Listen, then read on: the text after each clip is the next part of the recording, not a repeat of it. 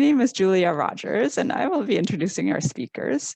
And I'm glad that you are all here. I'm very excited to hear Richie and Claudia, what you have to say.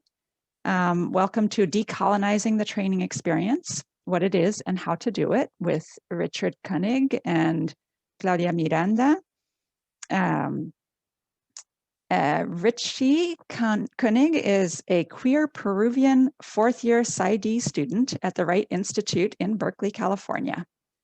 Richie has carried out his practicum training experiences at the Wright Institute Recovery Clinic, the Wright Institute Clinic, and at Kaiser Permanente Medical Center Richmond Psychiatry Adult Team, where he was also a member of LatinX. Yay. His clinical training, in combination with his life experiences, have cultivated his passion for culturally responsive and trauma-informed care through an integration of theoretical frameworks. Currently, Richie holds a position as a Diversity, Equity, and Inclusion Fellow at the Wright Institute, where he works to expand LatinX students' access to high-quality, culturally responsive training and resources. He is also a part of the Accelerated Experiential Dynamic Psychotherapy Research Team. Richie loves surfing, dancing to reggaeton and electronic music, and enjoys practicing yoga. Claudia Miranda is a queer Chilean-American fourth-year clinical psychology student at the Wright Institute in Berkeley, California. Claudia is passionate about amplifying the voices of historically silenced communities in both her clinical and professional work. As a Diversity, Equity, and Inclusion Fellow, Claudia advocates for the needs of underrepresented students. She is also the lead research assistant for the Wright Institute Pipeline to Advanced Degrees program, where she aids in the development of recruitment and retention initiatives for historically underrepresented students. Claudia has received her practicum training at the counseling program for Contra Costa College High School's CBM Center for Family Counseling and Partnerships for Trauma Recovery, where she provided trauma-informed and culturally responsive therapy in Spanish and English. Claudia loves spending time with her teenage son and laughing with friends. Take it away, Richie and Claudia. Thank you for the introduction, Julie. It really is an honor to be here in such a remarkable and truly historic mental health summit. This is really exciting, and Claudia and I had such a great time creating this project. So it is titled Decolonizing the Trainee Experience, what it is and how to do it. I got my introduction around some of my identities, and I guess to preface this presentation, I just want to mention I live in San Francisco, and it is stolen land. It originally belonged to the Ramaytush indigenous peoples, and this is really important because all of the work we're doing is on stolen land. And Claudia, are you? Yes, so I'm gonna go to the next slide. Awesome, and yes, cool. Yes. Okay, so we really, we love quotes. You will see that throughout the presentation. But this quote really resonated with Richie and I because the message, it really kept coming up time and time again, throughout just our different literature searches and with the interviews of some of the participants that we got to talk to. And so discourse without action is dangerous because it creates the impression that progress is taking place when in fact only the words have changed. And this is from Isaac Briertensky, who is a Latinx psychologist who specializes in community psychology. And so we really wanted to start off with this quote because a lot of what we're going to be talking about, this kind of sentiment comes up a lot. And so we want it in the back of people's minds as we go through everything. So the agenda. So we're going to talk about what decolonizing the trainee experience is, defining and contextualizing decolonization, talk about the history of psychology, and speak to the gaps in training. We also developed a little research project, Claudia and I, around the LatinX training experience. And then we're going to talk about the essential components, the limitations of Eurocentric views, and the best practices. This quote from a fourth-year PsyD student. I just want all my minorities out there to know that the world needs you. If not for yourself, do it for your community.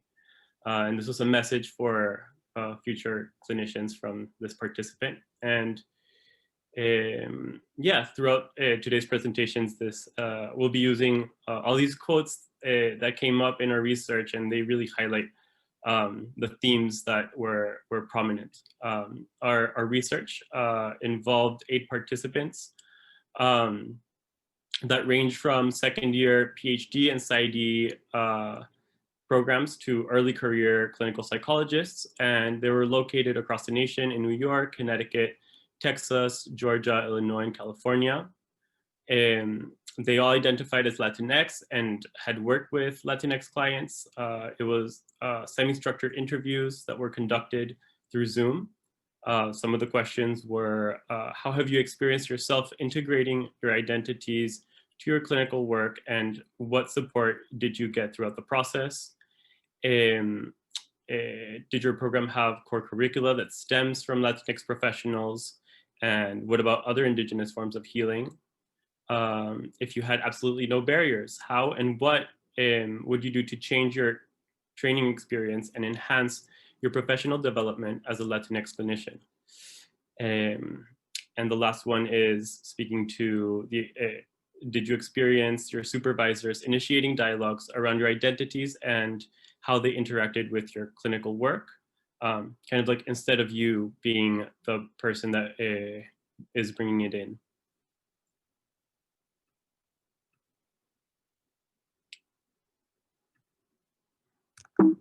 Just to give a definition of decolonization, and also to give a heads up, this is going to be like a lot. But decolonization, it really has, a lot of different definitions that can often depend on your identity. And so a lot of them, though, a lot of the definitions are rooted in social justice, and they really involve amplifying the voices of the disenfranchised, those who have suffered and keep suffering from the lasting effects of colonization. More specifically, for people who do not identify as Indigenous, decolonization refers to the process of analyzing one's perspectives and assumptions, or lack thereof, about Indigenous peoples and their cultures. So this can be done by examining how one participates and directly benefits from structural forms of oppression, and also by understanding the impact of one's unearned privileges that are often a consequence of the genocide of Indigenous populations at the arrival of Christopher Columbus in the Americas. So basically, decolonization involves learning about yourself in relationship to the communities where you're working, and the people that you're coming into contact with, whether it's in the community that you serve or the patients that you see. It's critically examining the socio-political history embedded within these relationships. So whose voice is being privileged here? What it can refer to is the active endeavor of redistributing power to and dissolving structures of power and privilege that maintain the status quo. And it also, and this is my favorite part, it also involves relinquishing the power to Indigenous forms of knowledge that has been historically oppressed by colonial perspectives. So really challenging which voices are being privileged in the name of social justice and amplifying those traditional forms of knowledge. All right. Thank you, Claudia, for introducing decolonization. So now going a little bit more into the history of psychology and how it interacts with colonialism.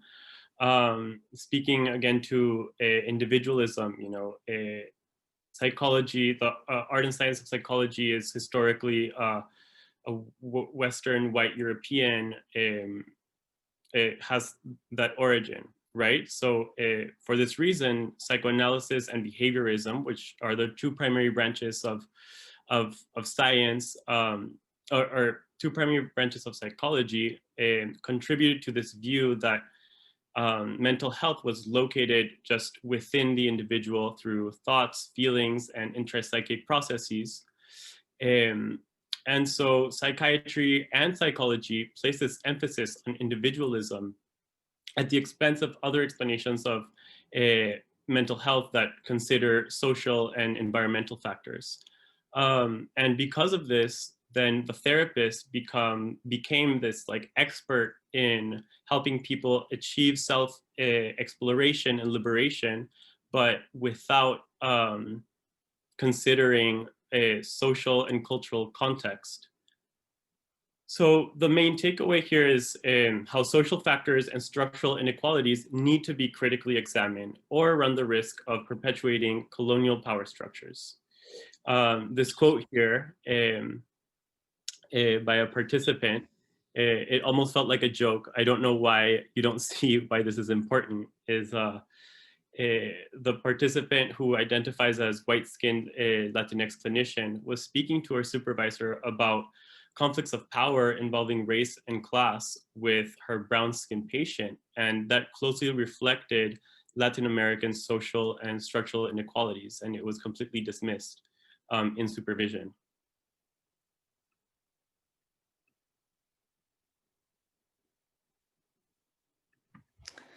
Yeah, and a lot of the times the sentiments that kept coming up around, you know, cultural things like this was that the trainee had to bring it up. The trainee had to bring it into the room if they felt comfortable doing so. Okay.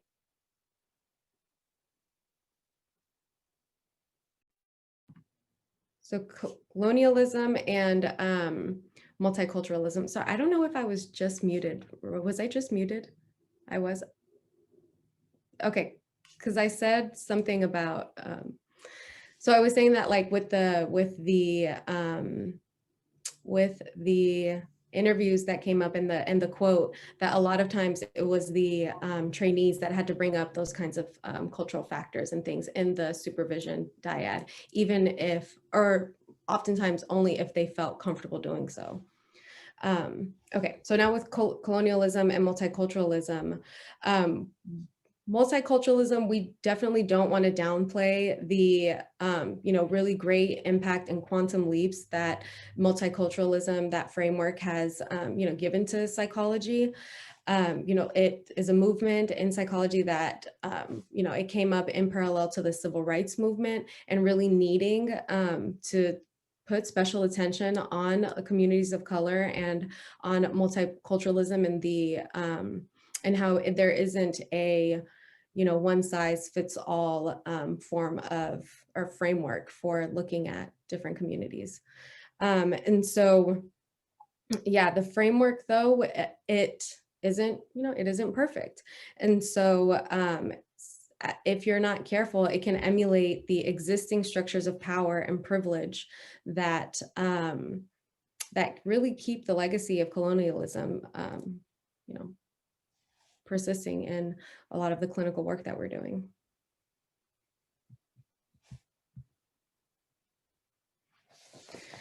So with this quote, to be a psychologist, the way it is taught is to be a white psychologist.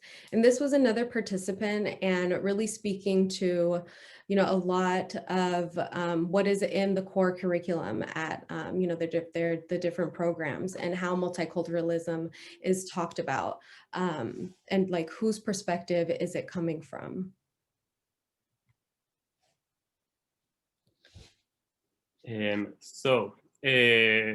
Now I'm going to talk about how colonialism really creeps into this framework of multiculturalism and how there's a danger inherent in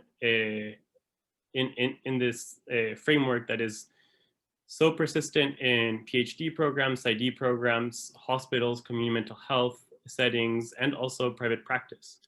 So these are like, we're gonna highlight like 6 ways in which multiculturalism, or sorry, colonialism creeps in through the framework. So multiculturalism divides people into specific categories that are predetermined by the culture in which the framework was formed. So multiculturalism was framed from a white Western culture. Examples, categories like ethnicity, gender, sexual orientation. So in doing that, the framework then ignored the role of intersectionality, or how individuals have these multiple identities that really interact at the interpersonal, community, and environmental levels. And there's just so much data in the acknowledging the different identities that a single individual has. So this further, multiculturalism further promotes that these categories are fixed, and that this evokes this sense of like othering, right? And like, I'm one category, you are the other, and through the use of almost like clinical stereotypes about groups or categories. This approach then leads the trainee to the trainee's intersectional erasure, because it doesn't acknowledge the amount of clinical data that is embedded within the interactions of different identities that a clinician might hold. So as a result, and often fueled by capitalism, textbook titles like How to Do Therapy with Latinx Clinicians begin to appear. And they really erase the nuances that exist and the immense distinctions that exist between Latinx peoples. So I think here's really important to note that there is more difference within the Latinx group than between Latinx group and another, like category of ethnic category. As an example, we can think about a treatment protocol with a client that identifies as a white cisgender woman from a metropolitan city like Buenos Aires, and think about a native Amazonian cisgender woman, and this framework would then create treatment protocols that are similar for people that cannot be like more different, and that is almost unethical. So the other piece is that the framework also lacks this continuing questioning of dominant culture. And because of this, it strengthens the dominant culture's group and the members, and like the members of this group, that at the end of the day, they're the ones that get to define the other group. And then moving on to the 4th. So with these points, I think a lot about, for understanding the personal effects of cultural relationships in people's lives and to be effective in offering movement toward change. Thinking about like how you make sense of different things that come up with your clients. Things like what one person might interpret as parentification or enmeshment. Another is might view that as really strength and resiliency in a collectivist culture. And so thinking about what is the threat of like binary thinking too, there's only straight and gay, there's only white and POC, there's only able-bodied and disabled. It doesn't leave room for the nuances and the complexity that is involved in the intersecting identities with these categories.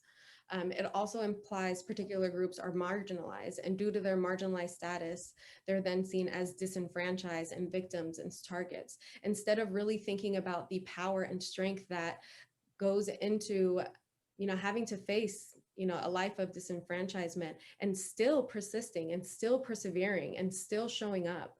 And so kind of reframing it and seeing what are the perspectives and what are the values that either you're ignoring or you're invalidating.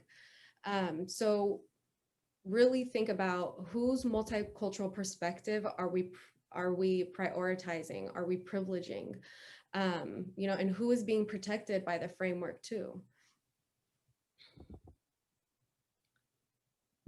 All right. The critical role of supervision. In our research, we identified supervision as a critical space that determined the valence of the participants' view of their graduate experience and also their practicum experience. This was especially true for clinicians that identified themselves as one of the few LatinX clinicians in their entire program. And yeah, for this reason, we decided to specify on how to decolonize the supervisory process for future clinicians to enhance the quality of training programs. And we found this approach that is this critical, post-colonial, and resilience-based supervisory approach. And before I get into it, I kind of just want to name, Claudia and I were like searching through the literature, and we found an approach that like finally put language to supervisory, to like pieces of supervisory experiences that really felt like so right for us and true, and were also reflected in our research participants. And so critical post-colonial and resilience-based supervisory approach, really hoping that it could be a new gold standard in the future, because it continuously examines the role of dominant culture in supervision. It detects the lack of historical context in psychological theories and individualistic cultural norms. The aim is to redress the hegemonic westernized view of psychotherapeutic practice that is often incongruent with different cultural values and belief systems, and I think that this last piece is crucial, that for purposes of time and space too, we just are calling it CPR, but it's kind of like a badass name, so I'll switch back and forth. But the ability to incorporate CPR to other theoretical models, because you can utilize any type of model, whether it be like CBT, DBT, psychodynamic models, and really examine where the limitations are in supervision.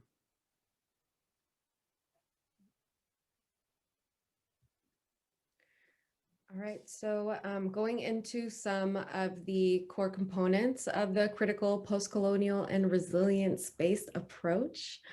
The supervisor really initiates the discussion around how their identities and that of their trainees intersect in terms of power and privilege. So the supervisor is the one that models this. And it's not just kind of like, on day one, introducing it, you kind of like name it, it's there, but then never talk about it ever again. So it's kind of like really embodying the value around how your intersecting identities, impact the supervisory dyad, and then also that can then model how the trainee then interacts with the clients and the populations that they're serving. So also the supervisor's genuine curiosity and getting to know the supervisee as a cultural being, and thereby showing cultural humility. So really caring about the different things that are coming up for them, the different ways that their experiences might be impacted by the clinical work that they're doing, and just like seeing the person as the whole person, not just their like clinical professional self that might be censored for the benefit of that supervisor.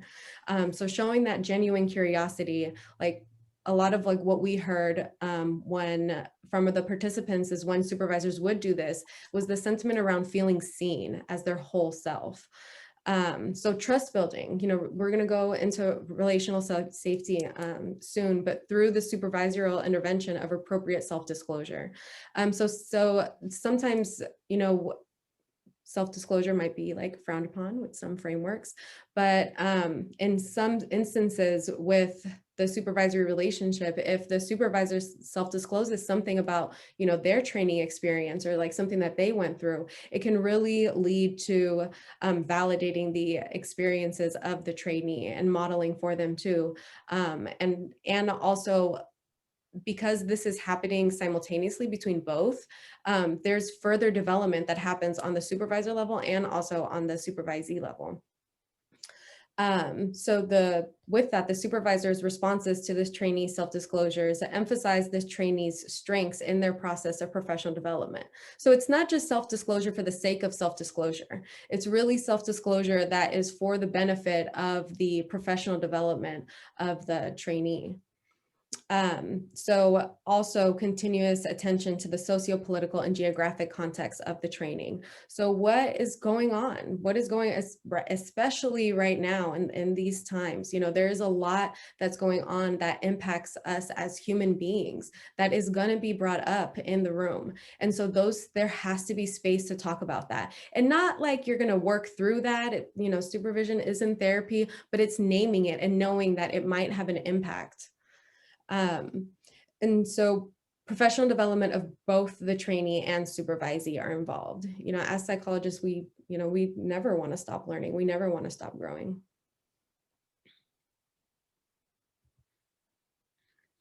The other piece that is really essential in CPR is this relational safety. It really highlights the need for relational safety, because it is through relational safety that we are able to examine ideas, interventions, opinions, and questions.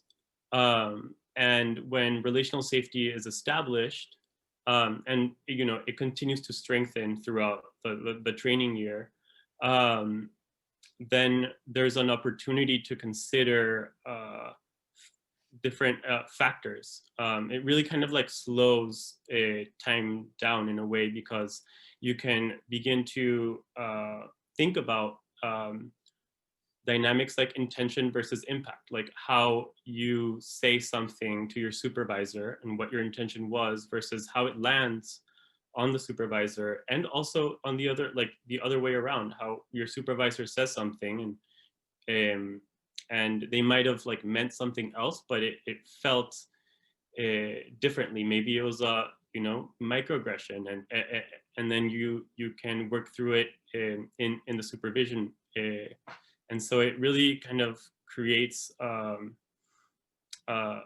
really fantastic learning environment. Care and humor are active, like key ingredients. And there's an invitation and examination of experiences of discomfort. That's really important. That's where the learning comes from.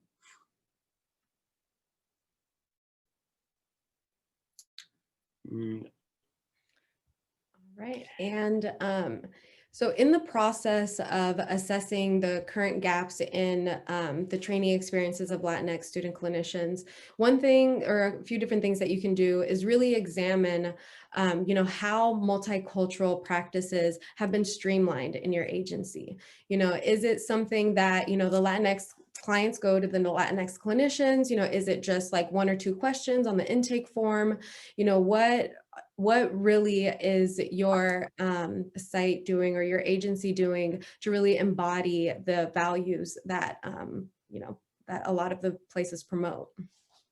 And so a lot of times too, there's a little support during and beyond the training years and the translation of the guidelines into clinical practice. And so a lot of times, you know, you'll talk about these things and talk about wanting multiculturalism to be like, that's an important factor, but maybe it's just like one paragraph in the case presentation, or maybe it's like an afterthought. And so really thinking about how can I embody these values in the clinical space. If it's not just, you know, a tack on paragraph or like a question here, how is that really, how do I become a Latinx psychologist? And so, and a lot of times, like what we heard in our data collection was that the trainees, they had to outsource this. They had to go outside and they had to find their own Latinx authors, and they had to, you know, figure out how to do it on their own, because what they were receiving, while it might have been great interventions and great tools, it might have not fit well, or maybe it just didn't feel authentic in the space. And we can feel that, you know, as patients ourselves, or as just human beings, we can feel when something is forced, when something is isn't authentic. And so that really, it can cause like different kinds of ruptures. And if we don't know how to repair those ruptures from our supervision or from our training programs, then we have to look for that, because at the end of the day, we don't want to cause any more harm. So yeah, just in general, standards of training, they really vary across institutions and academic settings.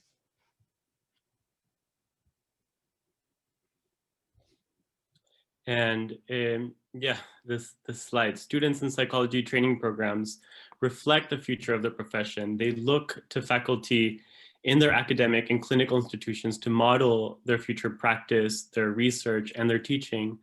And it is the responsibility of faculty, of supervisors and mentors to initiate and foster dialogues with trainees.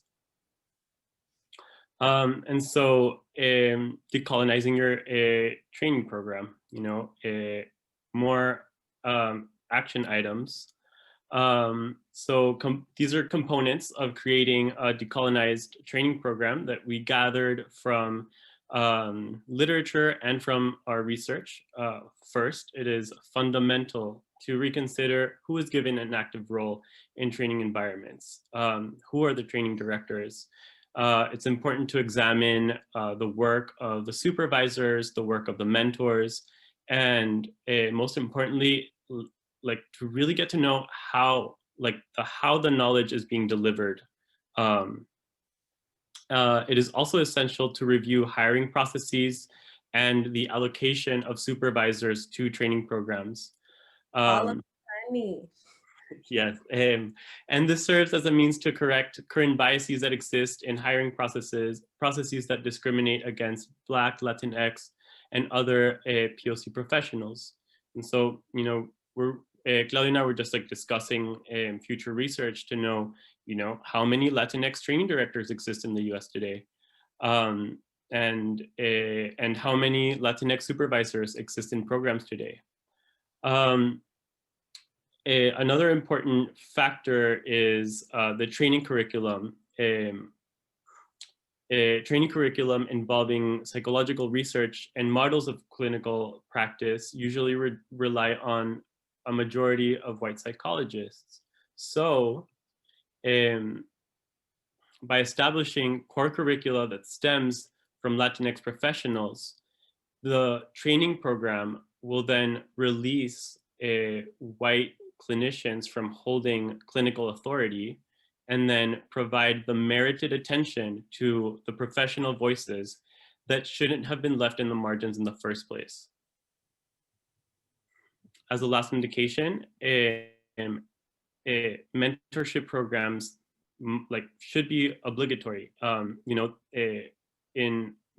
Personally, and I know I speak for Claudia, mentorship has been essential, especially as a Latinx trainee.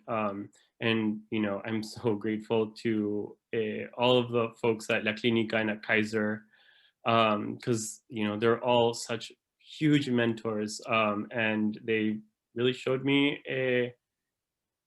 they opened the door. And I hope to be a mentor to well, I guess I am a mentor to younger, like first years students at my clinical program.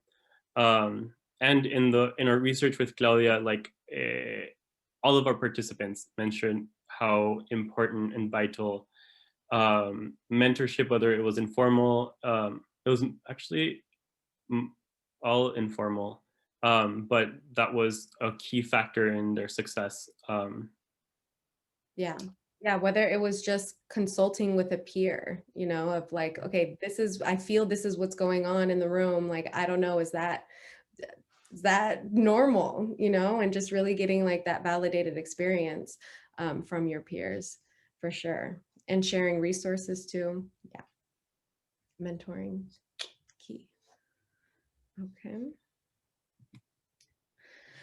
So in summary, pretty much, decolonizing your program does not involve tossing out Marsha Linehan, Edna Foa, or Stephen Hayes manuals, but to explicitly discuss their limitations with trainees and actively seek the gaps in healing modalities crafted by these brilliant white clinicians. So we're not trying to say, you know, don't use evidence-based practices, but it's think critically about it, you know, challenge, you know, these different ideas, you know, where are they coming from? What were the cultural contexts of the people who developed it? You know, what were they exposed to? What might have they been blind to? And really making sure that it fits the cultural context of the populations that you're serving. Yeah, and I mean, just to reiterate, again, it is that decolonizing a training program is definitely not about eliminating evidence-based practices from curriculum supervisory positions and leadership roles. It's about challenging these long-standing biases and omissions that are limiting. And yeah, with the goal of really questioning all these assumptions that have been made by theories that sometimes, you know, we feel like we hold so dearly because it's like something very tangible, and kind of like take a step back and invite a wider perspective and a wider form of relating. Mm-hmm. El gold standard for LatinX. So pretty much amplifying LatinX knowledge in the curriculum, increasing LatinX participation in the training program, and that's with the staff, but then also the trainees, you know, close the gap in health and well-being between Latinx and non-Latinx patients. And so we're gonna dive a little bit deeper into these in terms of like what are some like suggestions and things that some of our participants gave.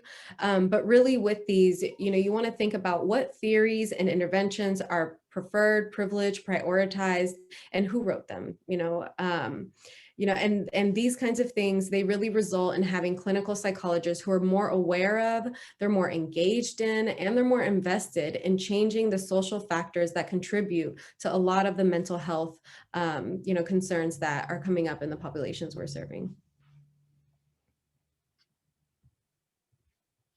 So amplifying Latinx knowledge in the curriculum.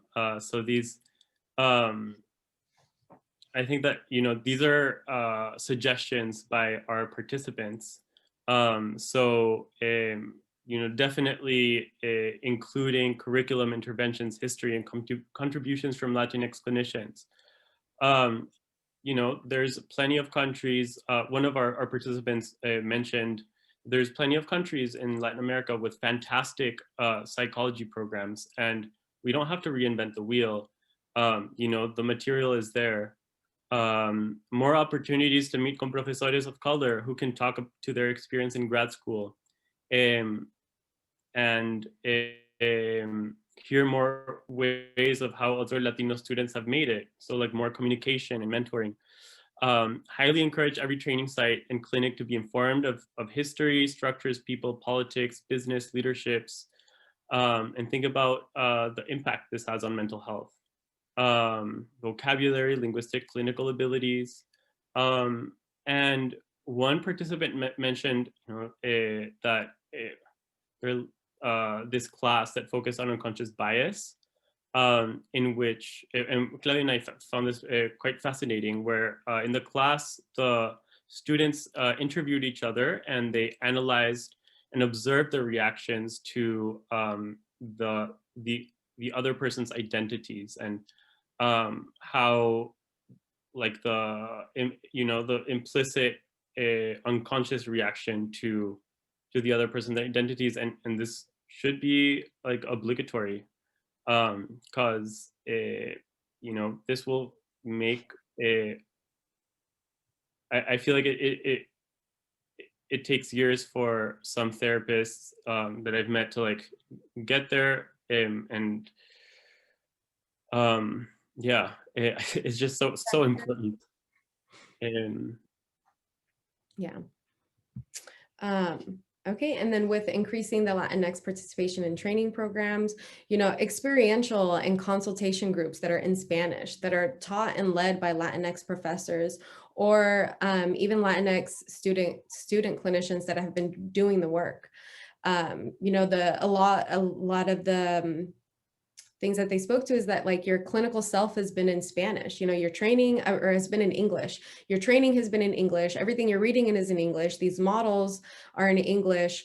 And so where do you embody your identity as a Latinx clinician in Spanish, since you're working in Spanish?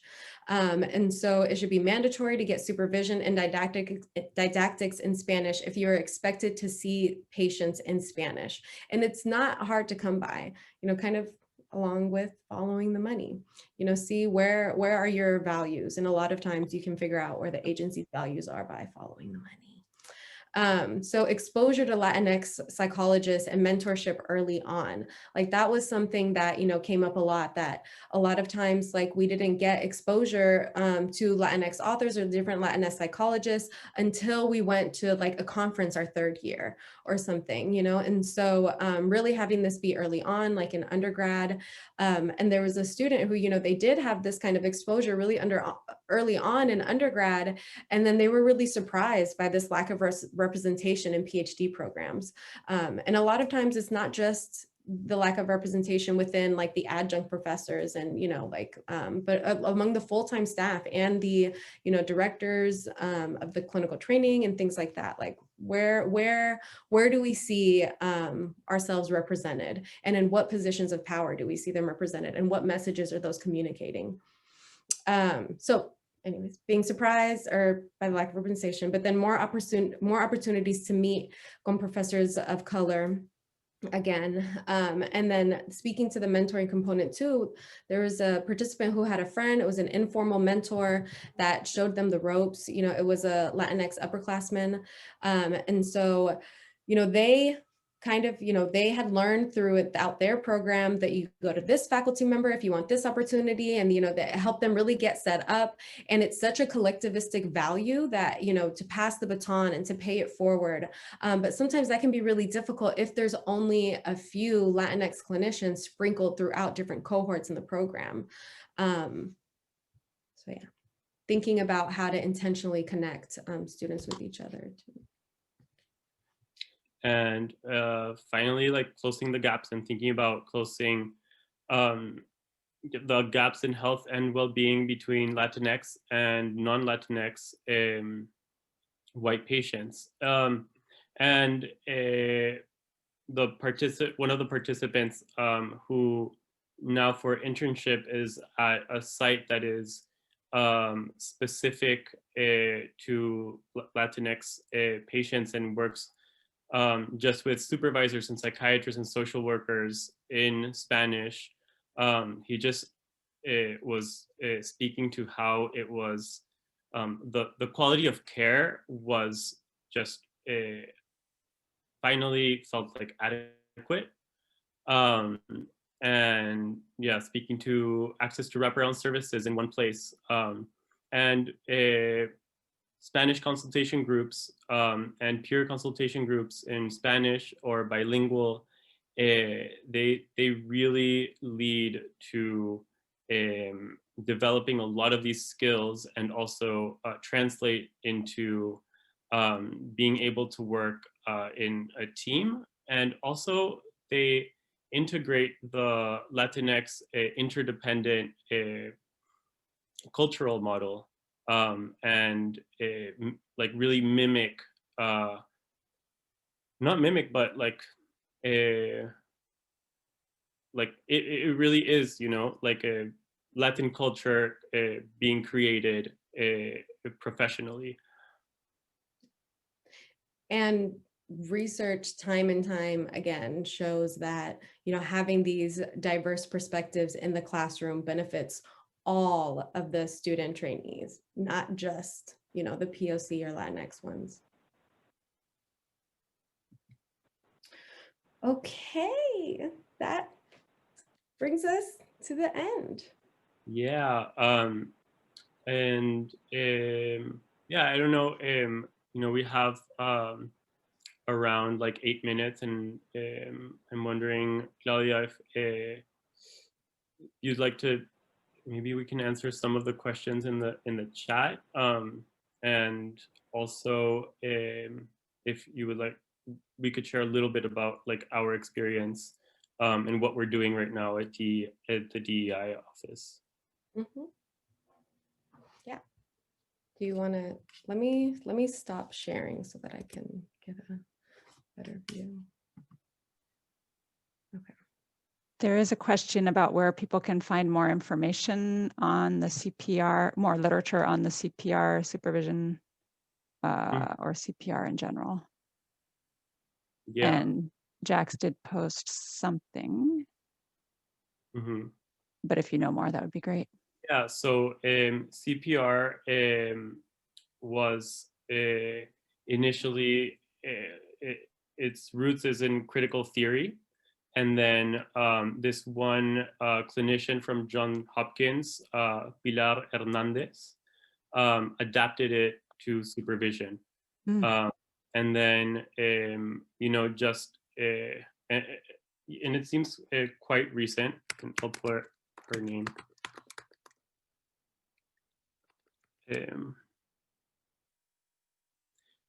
Yeah. And then, you know, we were just reading some article around like the use of it in supervision at a health services psychology department in Washington, and like a reflection around it. And it was just like a fantastic article. Like it left Claudia and I just like, our jaws were like, whoa, I can't believe this exists. Room for like, yeah, go for it, Koke.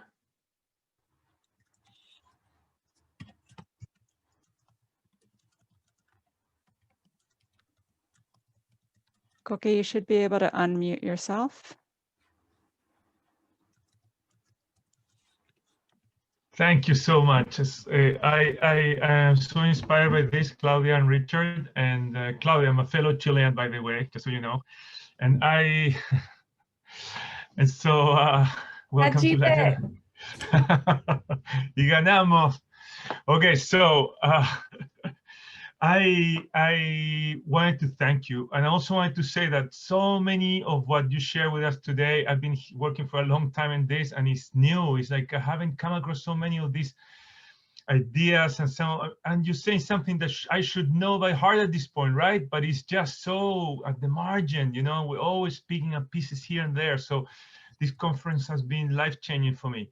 And I want to also say that you mentioned for example, you mentioned some of these new behavioral therapies that do mindfulness. I practice mindfulness. I do a lot of ACT, a lot of training in that. And I can tell you that all these models can be absolutely adapted, right? But they have a lot of problems. Like ACT focuses only on the person, the emotions, the thoughts. There's no social well around. There's kind of an island person, right? And there's no connection. And all these models can be so valuable, but they need so much adjusting. And if you adjust them, they're wonderful. So I'm saying, I think start looking at the different therapies that you use, the different models, questioning them, and bringing in the different cultural values of different groups of people. The people we meet, right? We're all different, but it's so inspiring. Yeah, thank you, Richard and Claudia. I wanted to speak, so you have a human being talking to you. Yeah, actually, that's really great. Yeah, and if there's any other questions, we will welcome them on the chat. Yeah, Richie, I'm looking in the chat, so you can. Look at that beautiful skin. So Jenny, you had a question?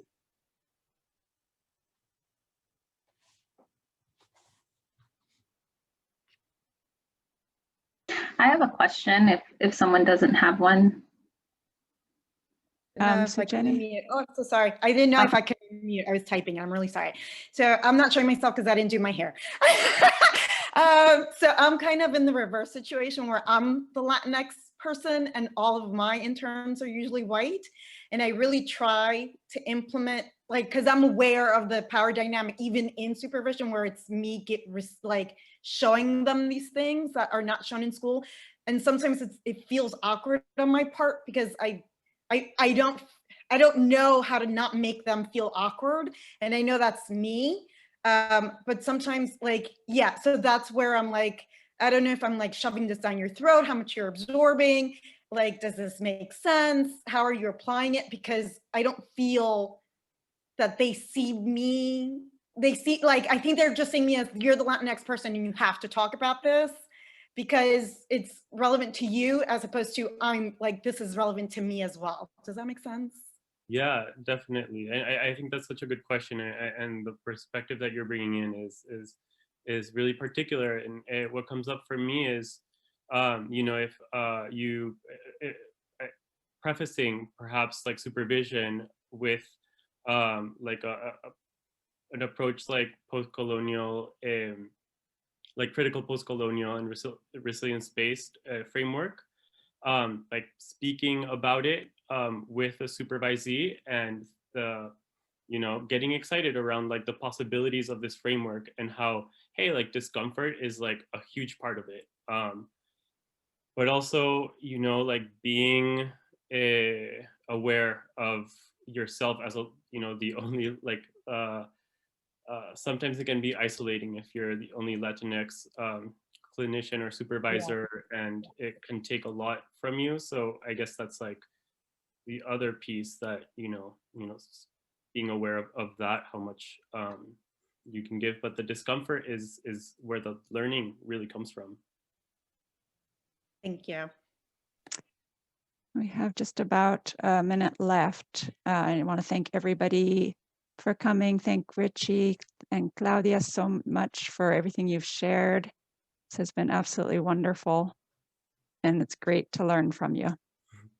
Thank you. And Marlene, I don't know if you can ask your question in 5 seconds. Well, the question was just where it's kind of similar to what the person who just spoke was, just where people can start, you know, especially newer supervisors. I find that, you know, on the supervisor's end, you know, a lot of times supervisors feel intimidated by all the knowledge that trainees are coming with and the high expectations, especially on a lot of these topics that maybe we didn't kind of encounter in our own training. And so my question was just going to be about first steps for like novice supervisors, particularly those who maybe don't identify as BIPOC.